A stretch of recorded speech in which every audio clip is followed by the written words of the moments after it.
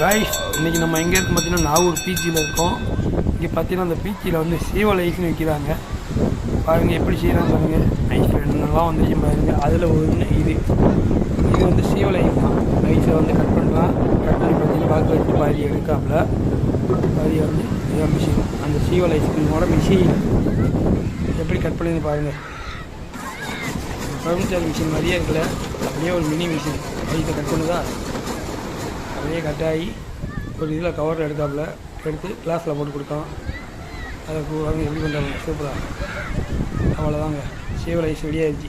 ஒரு கம்பு குச்சி மாதிரி குச்சி வச்சுருக்கான். அந்த குச்சியை வந்து ரெடி பண்ணி அதை முதல்ல உள்ளே பார்த்தீங்கன்னா டிப் ஆகிடுது. அந்த உள்ள குச்சியில் தான் வச்சிடறான்.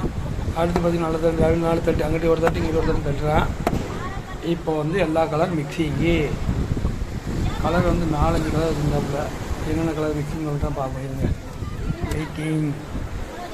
கப்பு எடுக்கலாம் வலியும் அந்த கப்பில் வைக்காப்பில் வச்சு இந்த மிக்சிங் வெண்ணிலா. இது வந்து ஸ்ட்ராபெரி, அது வந்து க்ரீனு, இது வந்து கோக்கு, இது வந்து ஸ்ட்ராபெரி. எல்லா கலர் மிக்சிங்க கொஞ்ச நேரத்தை பண்ணுறான். இதோட விலை எவ்வளோன்னு பார்த்தீங்கன்னா 50 ரூபா.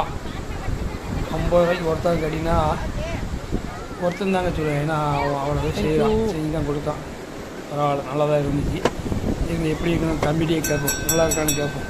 நான் சாப்பிடல, தம்பி தான் சாப்பிட போகிறான். சாப்பிடுங்க. குளிக்கு நல்லா இருக்கா?